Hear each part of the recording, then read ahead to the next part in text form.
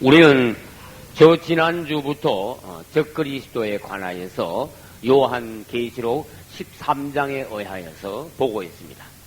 근본 우리가 적그리스도에 관하여서 공부를 할 때 여러분들이 아주 철저히 알아서 예수님에 관해서도 알아야 하지만은 우리의 원수인 적그리스도에 관하여서 아주 상세히 알아 이제 우리가 그날이 되면은 적그리스도 우리의 원수를 바로 보고 바로 알고 대비할 수 있는 우리가 되어야 되겠습니다.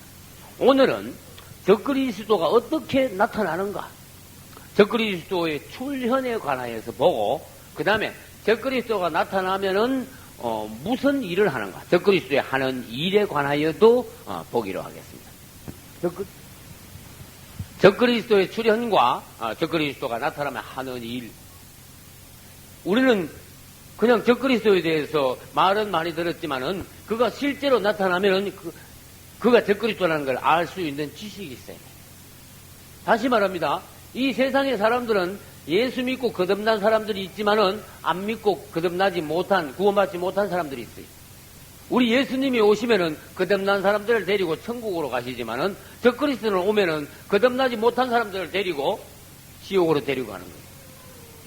적그리스도가 왜 나타납니까? 안 믿는 사람들을 데리고 지옥 가는 역할을 맡기 위해서 적그리스도가 나타나는 거예요.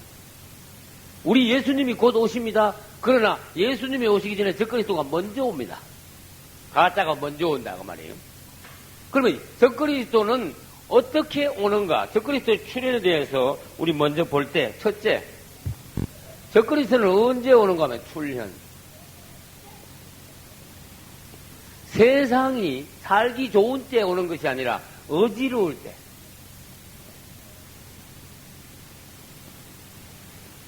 혼란스러울 때 적그리스도가 나타나는 거예요.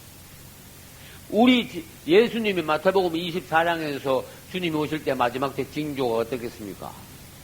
그때 주님은 말씀하시기를 이 땅이 갈수록 잘 사는 게 아니라 갈수록 이 땅이 어려워진다 그랬어요. 혼란스러워진다. 지진도 많아지고 기근도 더하고, 그죠? 온역, 전염병도 더 많아지고, 예수님이 하시는 말씀은 난리와 전쟁이 막 갈수록 빈발한다. 우리는 생각하기에 옛날보다 지금이 잘 삽니다. 예, 맞아요. 옛날보다 잘 사는 것 같지만은 예수님께서 보시기에는 사람들의 어떤 영적인 수준, 하나님 앞에서의 어떤 상태는 점점 더 악해져 간다. 전쟁도 더 많아져 가고, 기근도 더 심하고, 전 세계적으로 봐서 병도 옛날보다 지금이 전염병이 훨씬 더 많고, 모고진병이 점점 더 많이 생깁니다.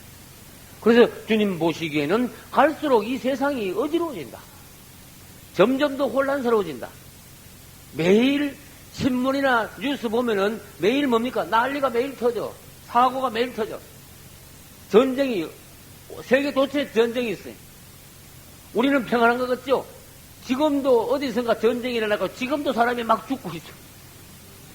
우리는 도무지 굶어보지 못했지요. 일부러 금식하기 전에. 그러나 지금도 이 세계 도처에서는 굶어 죽는 사람이 정말 있다는 거예요. 주님, 불쌍히 해주세요. 그래요. 사람이 굶어 죽다니. 생각해봐. 사고 나서 죽는 게 아니고 굶어 죽는 사람이 이 땅에는 많다고 말이에요. 우리는 뭐를 봐야 되는가? 이 세상이 지금 형편이 어떻게 굴러가고 있느냐? 주님 말씀이 이 세상이 점점 어지럽고 혼란스러울 때 세상 사람들의 마음에는 어떤 마음이 들까? 빨리 죽었으면 좋겠다. 그럴까? 세상 사람들의 마음에 희한한 마음이 딱 들어요.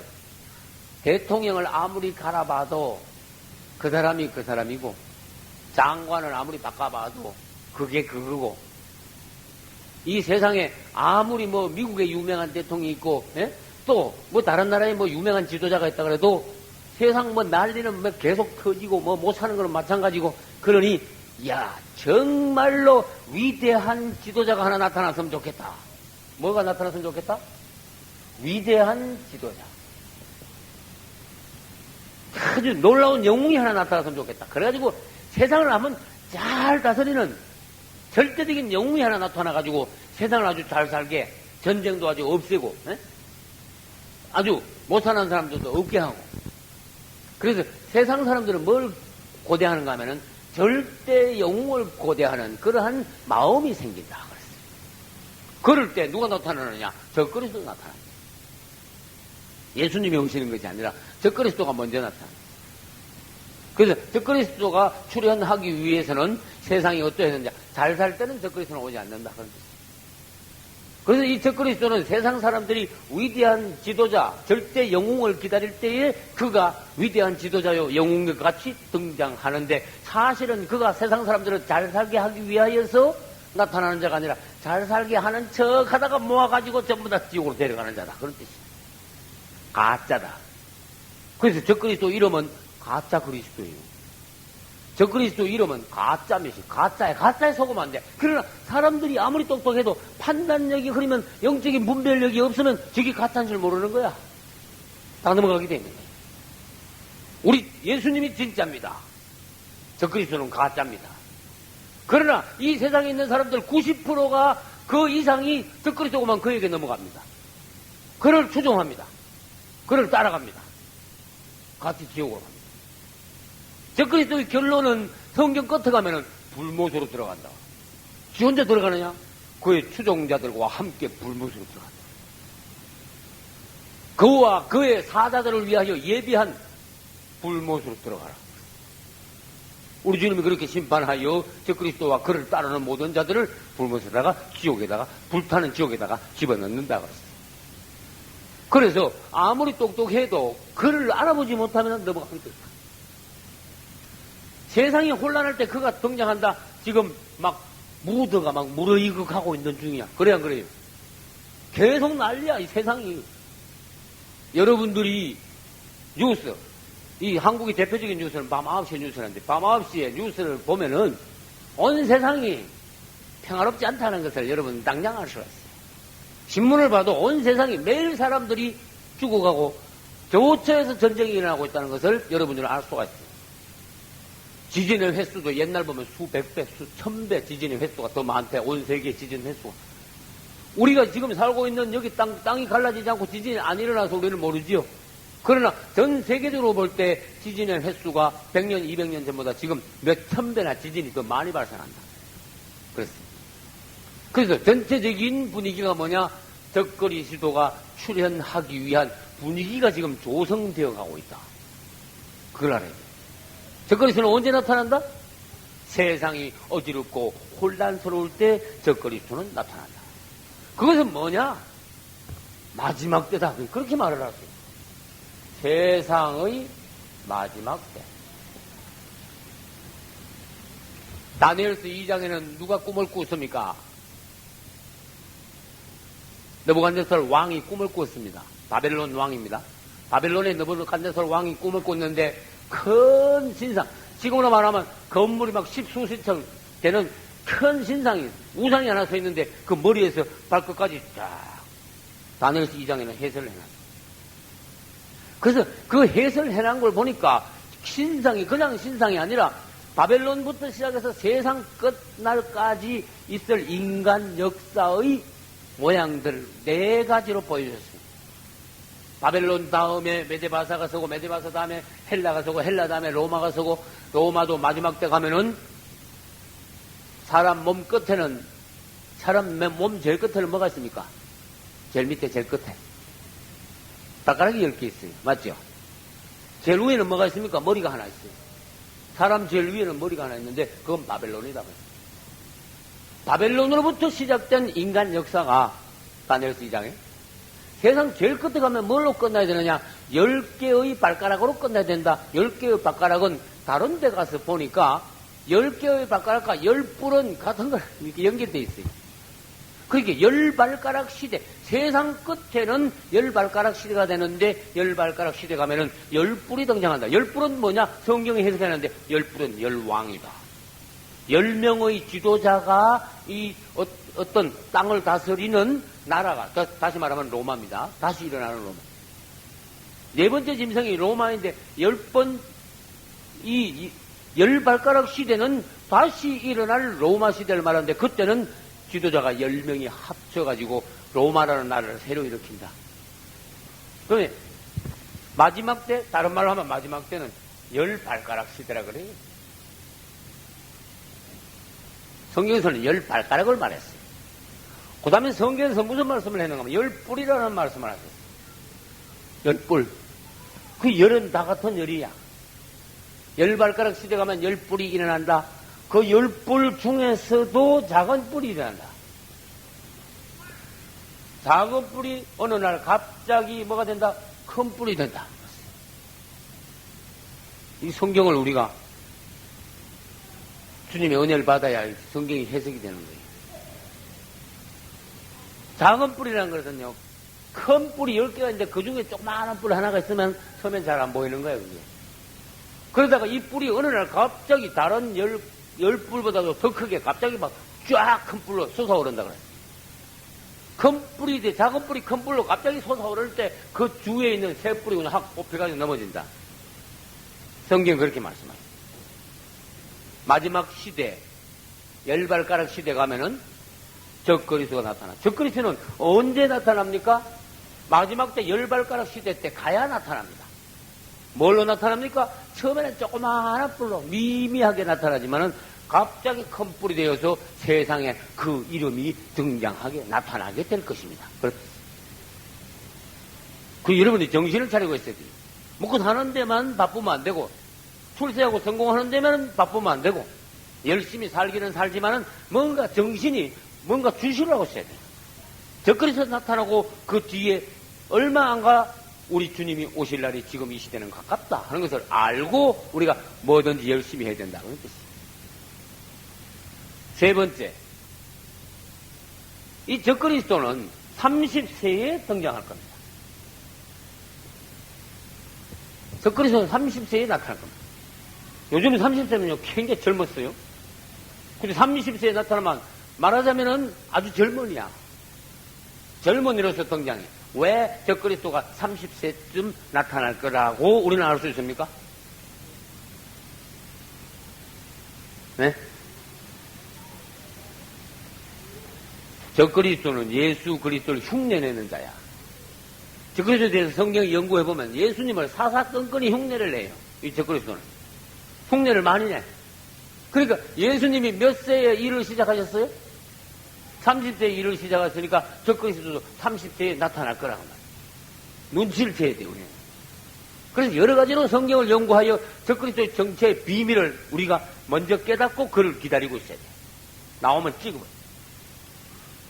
그런데 우리 예수님이 30세에 등장하여서 하나님의 말씀을 전하기 전에, 하나님 일을 하시기 전에 예수님의 존재를 사람들이 알았냐? 아무도 몰랐어요. 그냥 나사렛에 사는 목수 아들로 그냥 그분을 몰랐어, 아무도. 그러나 그분이 세례요한에게 세례 득침례받고 난 이후에 하나님의 일을 시작하자 세상은 그분을 알았습니다. 적그리스도도 마찬가지야. 적그리스도가 작은 뿔에서 큰 뿔이 갑자기 되어 약 30세 때 이렇게 확 올라오기 전에는 세상에는 그 이름이 전혀 알려지지 않은 그러한 숨은 이름이다, 그런 뜻이. 그래서 적그리스도가 30세에 일을 시작하려면 지금 혹시 뭐요? 낯설지도 모른다, 그렇게. 아직도 적그리스도가 이 땅에 태어나지 않았다면은 30년 뒤에 적그리스도가 못 나타나.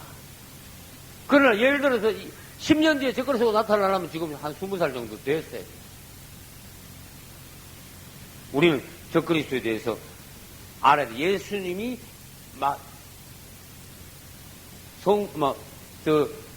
나사렛에서 마리아를 통하여서 예수님이 나셨죠.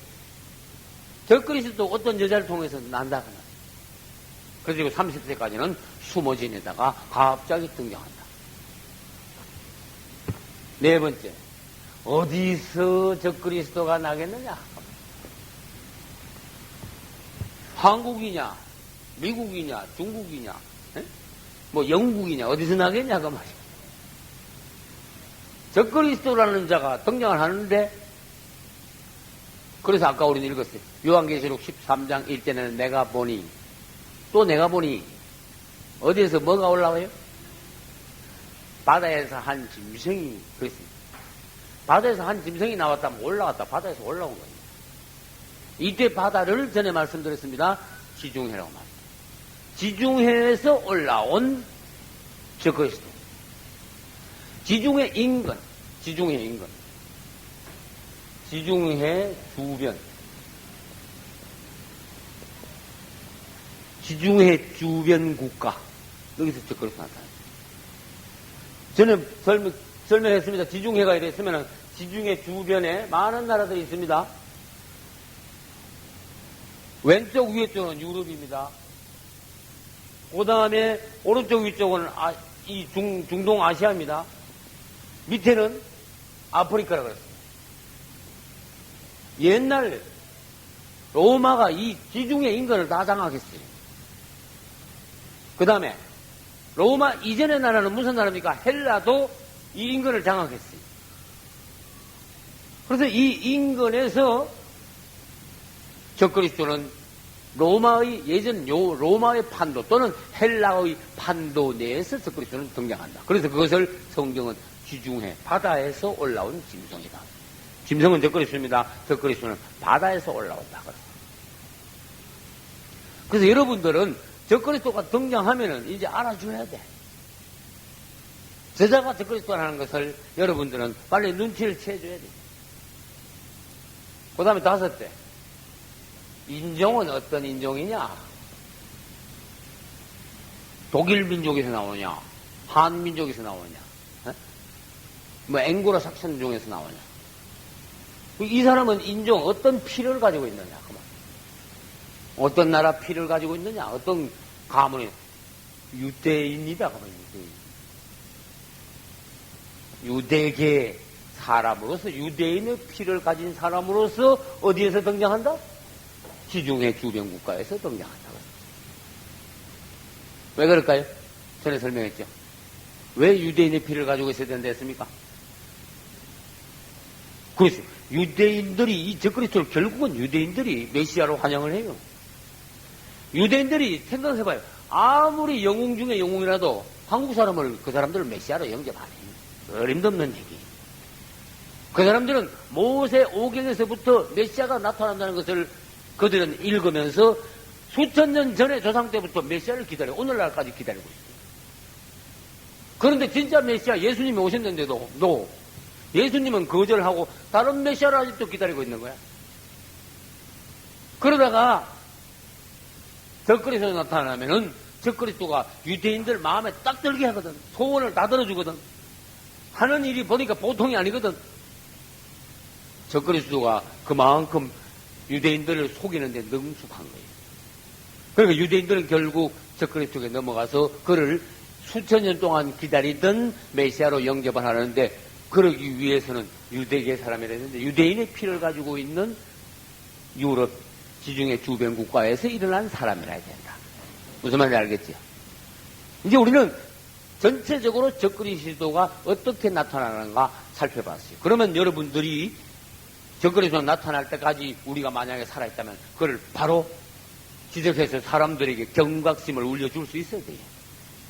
잘못하면 어떻게 됩니까? 성경 지식이 없으면, 성령의 감동이 없으면, 분별력이 없으면 어떻게 됩니까? 남 따라가는 대로 따라가는 거예요. 그래서 같이 멸망으로 가는 거예요. 그러면 적그리스도가 나타나면은 하는 일이 있을 거 아닙니까? 그죠?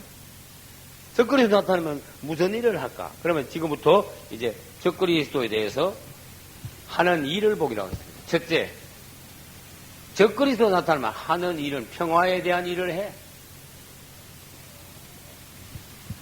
이 사실은 이 평화는 적그리스도가 가져오는 평화는 거짓 평화, 가짜야. 적그리스도 자체가 가짜이기 때문에 그가 가져오는 평화도 가짜 평화야. 평화가 가짜란 말은 뭐예요? 그게 진짜 평화가 아니야. 순식간에 지나가는 잠깐 평화인 척 하는 거지. 진짜 평화가 있는 거야. 그 평화가 왔다고 마음 놓고 적그리스도를 존중하고 따르던 사람들은 웬걸 조금 지나면은 적그리스도에게 오히려 평화가 아니라 다 잡아먹히게 돼 있어요. 죽게 돼 있어요.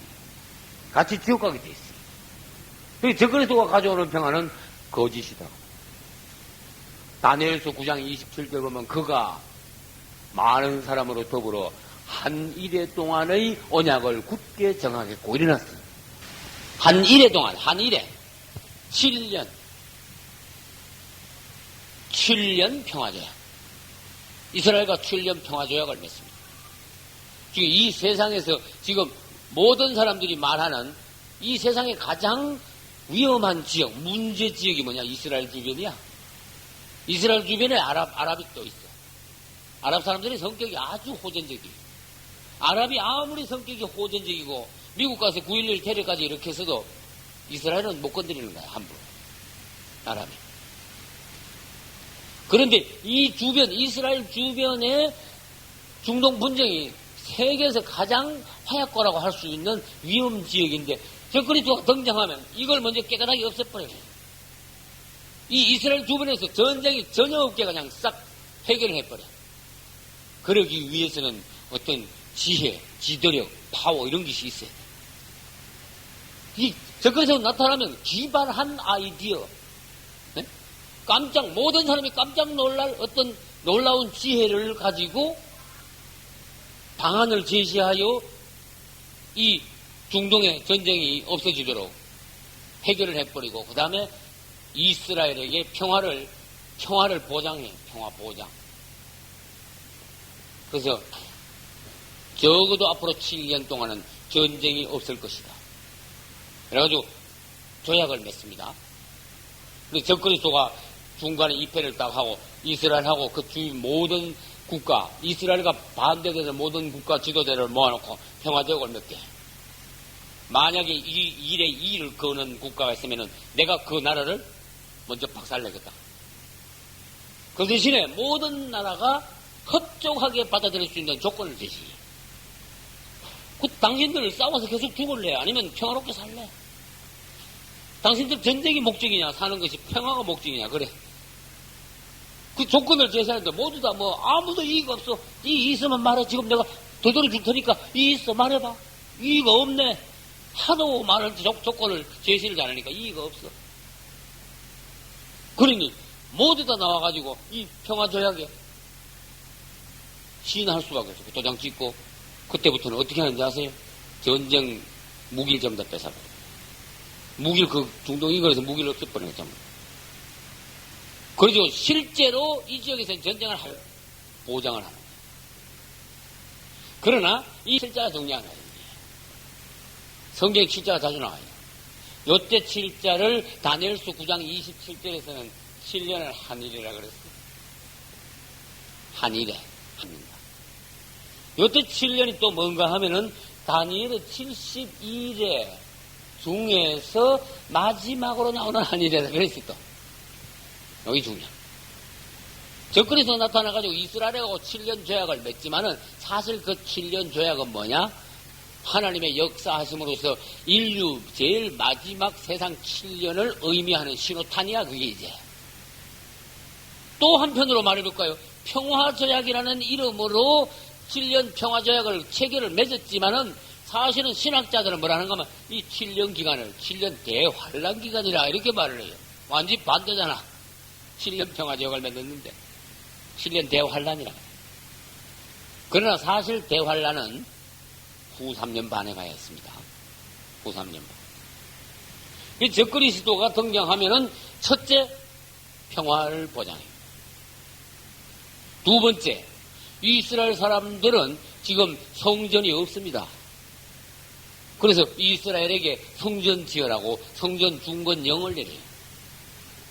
이스라엘은 이 솔로몬 때 성전을 지었다가 느부갓네살 왕이 성전을 파괴시켰어요. 그 다음에 바벨론으로 잡혀갔다가 70년 뒤에 다시 돌아와가지고 스룹바벨이 성전을 다시 지었어요. 그것이 BC 60년경에 로마 장군 본베라는 장군에서 또 파괴시켰어요. 파괴된 지 또 몇십 년 있다가 예수님 당시에 헤롯 대왕이 성전을 세 번째로 또 다시 지었어요. 헤롯 성전이에요. 그러다가 그 성전이 예수님 성천하시고 난 뒤에 41년 뒤인 AD 70년에 로마 장군 티투스, 다른 발음으로는 타이터스가 와가지고 이 성전을 세 번째로 또 파괴시켰어. 없어. 이스라엘에 성전이 없어. 이스라엘에 성전이 없단 말은 하나님이 이스라엘을 떠났다는 증거예요. 이스라엘도 하나님을 버렸고 하나님도 이스라엘을 떠났고 이스라엘이 아주 처량한 하나님의 백성이 아니라 하나님께 버림받은 백성. 그래서 이스라엘이 성전이 없는 시기는 역사적으로 보면은 절대적으로 뭐가 맞습니까? 성전이 없을 때는 이스라엘은 아주 공과 죽을 지경이 하나님께 버림받은 길.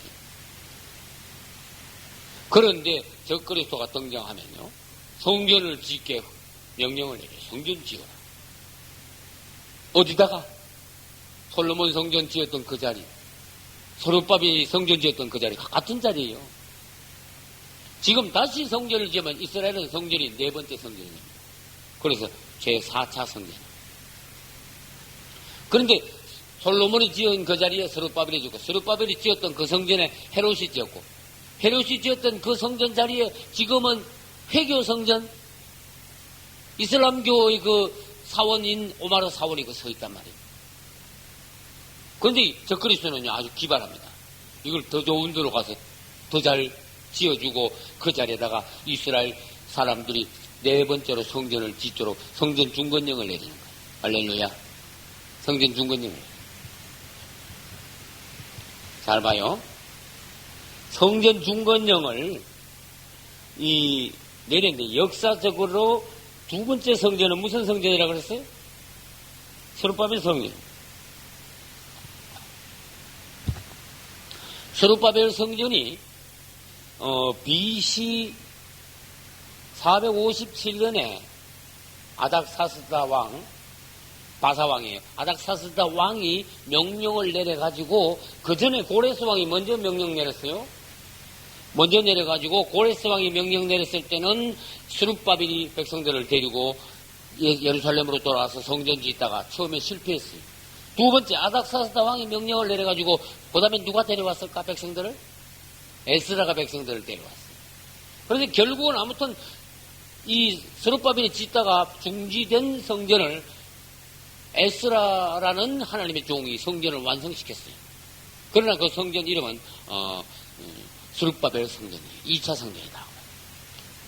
그래서 BC 457년에 성전을 다시 지어라는 명령을 듣고 49년간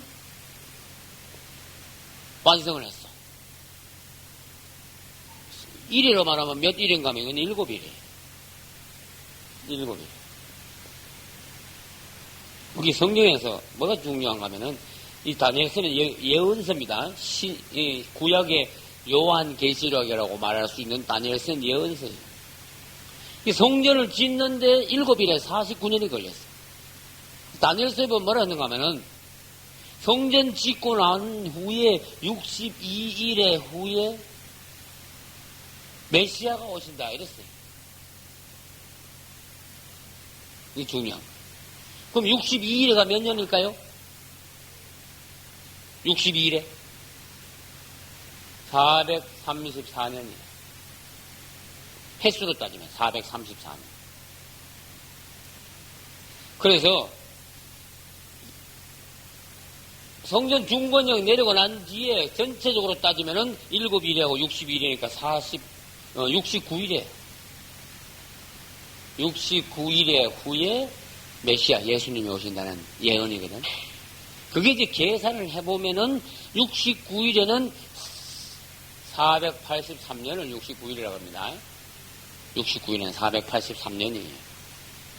그래서 BC 457년에서 483년 뒤는 도대체 몇 년이 되는가? 예? 사모님. 몇 년이 돼요? BC 457년에서 한 해, 두 해 자꾸 지나가지고 483년이 지나면은 도대체 몇 년도가 되는가? 이제 BC가 아니라 457년만 지나면은 제로가 돼버리죠? 거기서 몇 년이 더 지나는가 하면 26이 더 가야 돼. 예? 26이 더 가야 483년. 그래서 이거는 플러스 AD 26년이에요. 그 AD 26년이 이게 뭔데? 예수님이 세례 요한에게 세례받던 해예요. 예수님이 오신 해야. 그전에는 나타나지 않았어요, 예수님이. 이 땅에 계셨지만은. 그래서 우리는 이걸 잘 생각해야 됩니다. 내가 왜 이걸 복잡한 계산으로 다시 말을 했는가 하면은 성전 중건령이 내렸죠. 적그리스도가 와서 성전 중건령을 또 내려.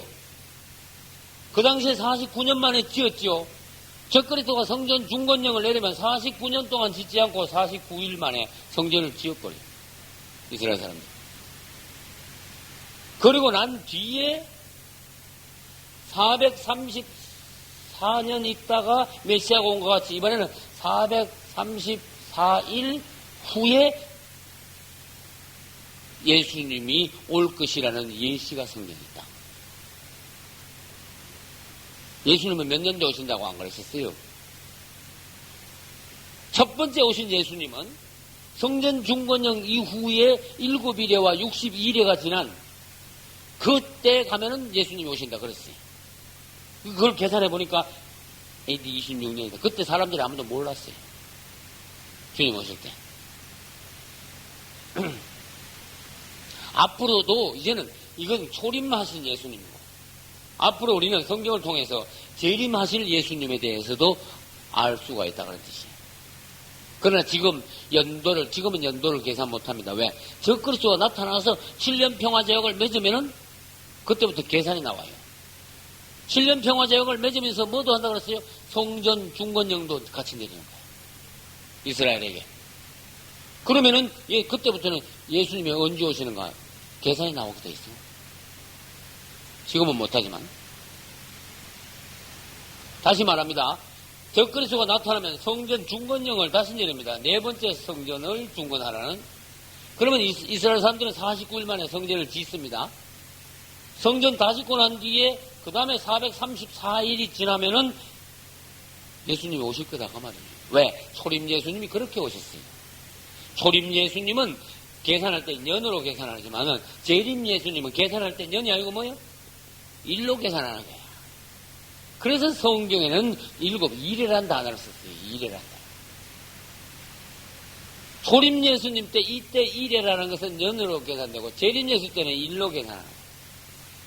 일에. 진짜 못해.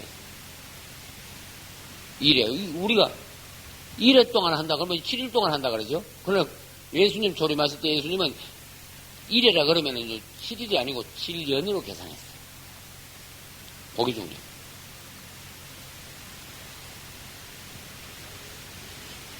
이제 적그리스도가 나타나면 무엇을 하는 거 우리는 알 수가 있어요. 그래서 라디오 설교를 통해서 이제 그 당시의 어떤 상황과 이스라엘의 1, 2, 3, 4차 앞으로 나타나면 4차 성전이에요. 4차 성전까지의 어떤 과정을 다시 정리해가지고 이 라디오 설교에서 좀 보충을 그렇게 하도록 하겠습니다. 그 다음에 이제 적그리스도가 나타나서 하는 일이 세 번째. 이 적그리스도는 완전히 천재야, 천재. 천재 이상으로 말해도 상관없어요. 그만큼 비상한 자예요. 그래서 정치, 경제, 군사, 교육, 문화, 모든 면에 있어서 천재 중에 천재예요. 그래서 그가 모든 면에 있어서 놀라운 어떤 지혜를 발휘해요. 그래서 사람들이 그가 하는 것, 그가 말하는 것, 모든 것을 보면은 사람들이 너무나 놀라서 그가 당장에 이 세상에 나타나면은 영시되고 신격화된다. 가짜에 넘어간다는 뜻이. 우리가 분별력이 없으면은 누구나 넘어가게 돼 있어요. 그래가지고 이 적그리스도는 등장하면은 다섯 번째. 세상을 통일시켜버려요. 하나로 만들어가. 그래서 지금은요, 미국 돈 따로 있고 한국 돈 따로 있죠. 그러나 적그리스도가 나타나면 미국 돈 따로고 한국 돈 따로가 아닙니다. 절대로 그렇지 않습니다. 온 세계 사람들이 똑같이 같은 돈을 쓰게 만들어요. 그 다음에 지금은 전화가 우리 여기에 금산 충청도 전화 따로 있고 서울 전화 따로 있어. 그래서 서울 전화를 걸려면은요 02를 또 눌러가지고 서울 지역이라는 것을 02를 눌러가지고 그 다음에 서울 번호를 또 눌러야 돼. 그러나 적그리스도 나타나면 전화번호를 그렇게 안 합니다. 온 세계 전화번호를 전부 다 시내통화로 만들어버려요. 그리고 1년 번호를 전부 다 다시 매겨. 그 다음에 지금 현재는 미국 사람, 우리나라 사람 시민권이 따로 있습니다. 우리나라 주민등록번호가 따로 있고 미국 사람들은 자기 나름대로 시민권이 따로 있어가지고 시민권 넘버가 따로 있습니다. 적거리에서 나타나면 그렇게 안 합니다. 온 세계 사람들을 1년 번으로 똑같이 온 세계 사람들 다 먹여버려 그냥. 어느 나라 사람 할 거 없어요. 그래서 이게 다시 말해서 뭡니까? 하나로 만들어 버리는 거야. 지금은 우리나라 정부가 있고 미국도 정부가 있고 각국마다 그 나라 정부가 있죠. 행정부. 그러나 적거리에서 나타나면은 세계에서 정부를 하나 만들어 세계 정부, 단일 정부 하나를 만들어 버려요. 이 적거리에서 하는 일은 뭐냐? 이 세상을 통일시켜버려. 통일시킨다는 것은 뭐냐? 지가 간장하기 좋다. 또 하나님의 역사로 봐서는 통일된단 말은 뭐냐? 가라지를 한꺼번에 묶어버린다 그런 뜻이에요. 그래서 가라지는 묶으면 어떻게 돼요? 분사력이 좋은 거예요. 여러분 추수하고 난 뒤에 꼭대기가 여기 있고 저기 있고 막 흩어져 있으면 이게 처치 곤란이죠. 꼭대기를 한꺼번에 딱 모으면 거기서 불을 확 쏴질러 버리면요. 타작마당이 깨끗하게 됐다. 우리 주님은 마지막 때 적그리스도를 보내가지고 적그리스도 밑에서 가짜들을 완전히 하나로 묶어 통일시킨다고 했어요. 그러나 그 통일시키는데 그리스도인들, 알곡 성도들, 거듭난 성도들은 저건 아니다. 저게 가담하지 마라. 가라지는 가라지대로 단으로 묶이지만 알곡은 어떻게 돼요? 따로 모여. 그래서 알곡은 모아 곡간에 들이고 가라지는 단으로 묶어 불사른다. 두 가지 정도. 그래서 앞으로 적그리스도 나타나면은요, 사람들이 급속하게 두 갈래로 쫙 갈려서 버려요. 저는 전에 그런 말 한 적이 있습니다. 지금은 한국 기독교의 교단도 많다. 장로교, 감리교, 성결교, 순복음, 오순절 많다 이거야. 너무너무 많아. 그러나 적그리스도 나타나면은 교단이 두 개로 딱 갈라져. 표 받는 교단, 표 안 받는 교단, 이렇게 갈라져. 그래서 우리는 앞으로 어떤 세상이 벌어질 것인가 성경을 통해서 미리 잘 알고 있어요.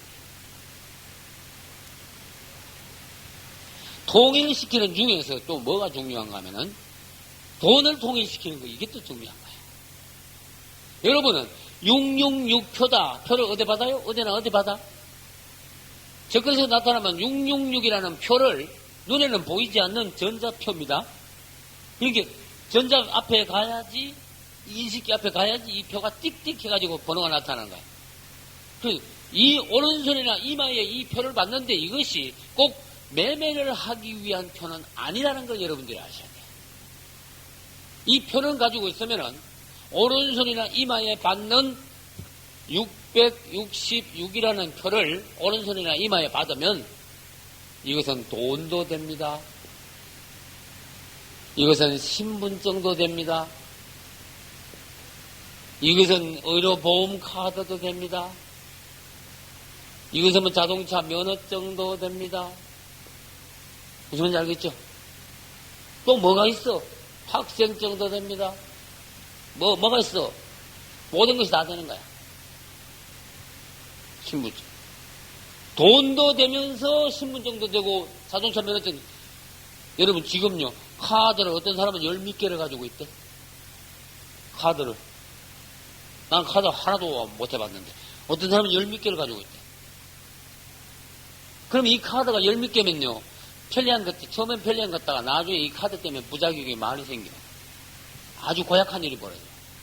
카드라는 게 아주 나쁜 거야. 근데 적그리스도 나타나가지고 여러분, 카드 그거 뭐 자꾸 분실하고 카드 뭐 가지고 뭐 자꾸 안 좋은 일이 생기는데 그러지 말고 여러분, 카드고 뭐고 다 없애버립시다. 돈도 없애고 카드도 없애고 또 뭐도 없어요? 수표도 없애버리고 다 없애. 종이돈도 없애고 동전도 없애고 다 없애버립시다. 이게 싹 다 없애버려. 돈이라고는 진짜 구경 못해. 싹 다 걷어가져 가버려. 그리고 난 뒤에 돈 대신에 여러분 몸에다가 표를 찍읍시다.